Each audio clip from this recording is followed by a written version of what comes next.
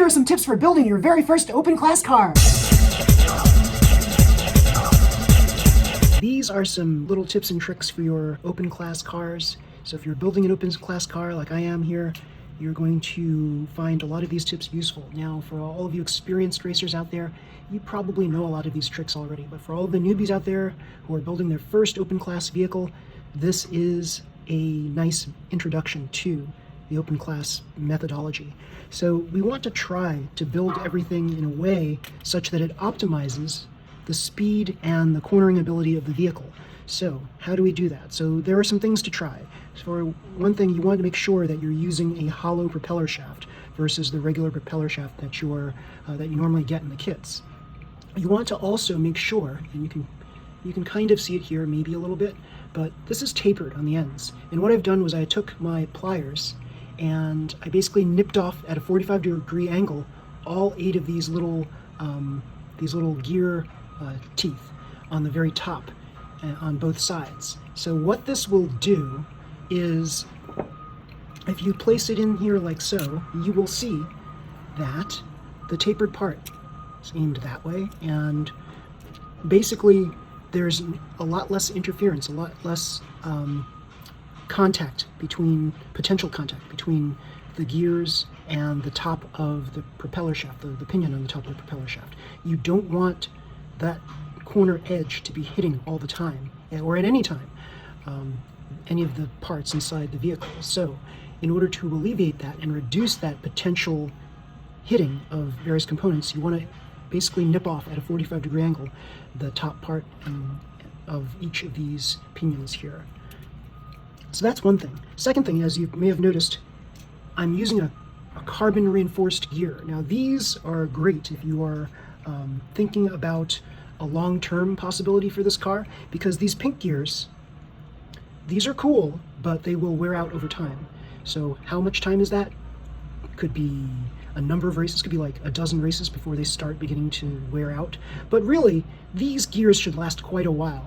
If you abuse your cars in any way, then maybe these gears won't last as long, but these carbon reinforced gears will last a lot longer. Now here's the downside of the carbon reinforced gears that a lot of people don't talk about, but I know because I've run these through various tests. These carbon reinforced gears, you have to nip them off of these little plastic trees. They don't come just like this. Like the pink plastic gears, they come just like this. They're perfectly round. These come off of these little trees right here, and you have to nip them off with pliers. So they are not perfectly round. They come off of these little plastic trees right here. It's a carbon reinforced gear. It comes with 2 carbon reinforced pinions as well for your motor. So the big issue with this is it's not completely round, and that's a problem because when this rotates, it's going to have a little bit of issue when it rotates. This is completely round, so it's not going to have as much of an issue. However, check this out. This is the big difference between the two here. You can easily slide your steel shaft or hollow shaft into this pink gear, and if you notice, it's very easy to slide this thing up and down.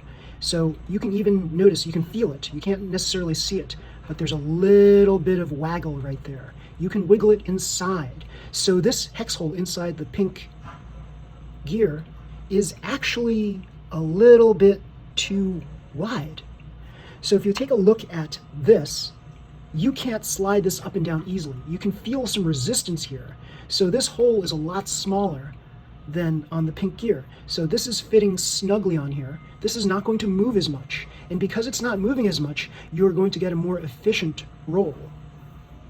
Now, what does that translate to in actual numbers if we were to measure this? I've discovered through my tests that the black carbon reinforced gear is actually a little slower than this pink gear here. Your mileage may vary. It also depends on how perfectly well you trim this gear off of the tree. However, no human can get this totally perfect. So no matter how good you are nipping this right off the tree, it's never going to be perfectly round like your pink gear. You would think that because this is like vibrating on the steel shaft a lot when it's turning, that you get a loss of efficiency with the pink gear. Well, there's something about this black carbon gear which makes it a little smidge slower, a fraction of a second slower than using the pink gears. Now, what are the advantages of using the carbon reinforced gear? Well, you've got strength, durability. This is going to last a while. You've got the knowledge that this isn't going to slide around a lot, so you're going to get a perfectly efficient roll. In fact, the previous carbon reinforced gear that I used wasn't as snug as this, so maybe they did something over the years to change this. So I'm going to place this in my car, and we're going to see how efficient this is. Now, another thing you want to also consider is adding a 620 bearing to the inside of your blue gear. You can use a blue gear, a green gear, 351, 371. This is great for speed, straightaway speed. This is great for turn speed, like speed around corners. But this also has a decent top speed. So a lot of racers will use blue or green. Some of the more super experienced pros might use some other gear number like 4-1 if they have like everything else set just perfectly right. I tend to always gravitate towards 351, 371. Now, if you don't have this 620 bearing, these 620 bearings can cost $5 each. They usually come in a pack of 2 for $10, so that's pretty expensive. But if you don't have that, you can always use a palm plastic bearing. These are the kinds of bearings that they give you in most kits, and as you see, they are the shape and size of a metal bearing, and you can place this inside here. Now, the way to fit this inside is not to push it in from the top, but to lay it on a flat surface, a hard flat surface, and then just gently press this right onto the palm. And this is not a hard surface, hold on. Gently press it on there, and there it is. It's right inside, and then you push.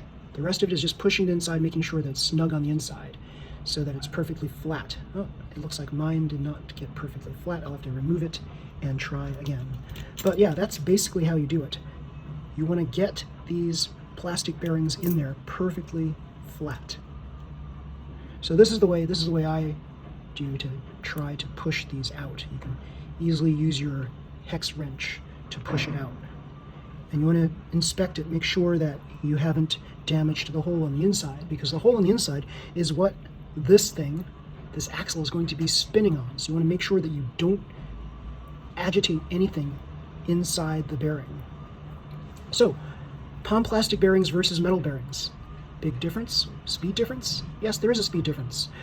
Funny thing is, these palm plastic bearings are pretty darn good, so you'll get some speeds approaching that of metal bearings. However, the metal bearings, if oiled properly, you can get a faster speed with the metal bearings. If they're not oiled properly, if they're not cleaned and then lubricated properly, you're going to get a performance that's not quite up to snuff with what you expected.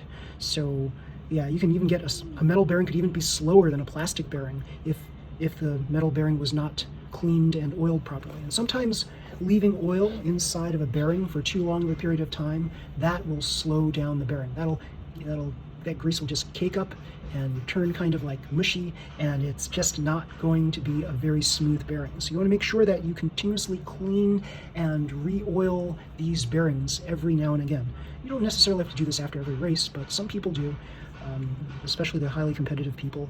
But in general, try if you can once a month to clean your bearings. So that's it. Those are 3 helpful tips for all of you open class racers, all the you newbies who are building open class cars. This is my new VS chassis. It's a carbon reinforced chassis. I put in ball bearings on each of these sides right here so that I can fit my 72mm shaft in here. And I've got special wheels made by MIGS from California. Yes, the world famous MIGS made these wheels, and they're going to be right on this car soon. And this is version 2 of my Flexiplate. So this one I made a little bit shorter. You can see it. Let me just flip this around without dropping everything. I made this a little shorter here so that I can get this whole unit closer to the body of the chassis. And instead of using tapered rollers on the bottom, I have 2 sets of flat rollers. So I'm going to have to build something that will bridge across here so that it will act as an underguard so that these 2 screws here, the cap screws, don't snag. So yeah, I'm also going to develop something where I believe I'm going to extend this up a smidge, and then I'll have a plate underneath, and that'll act as the brake pad plate. So there we go. So let me just put this back. So yes, it's coming along. Hopefully I'll have it ready by the weekend, and maybe I can race it on the weekend. So yes, everybody, if you like this video, please give it a thumbs up, like, subscribe my channel, and you'll see more videos just like this one. Until next time, everybody, see ya, bye.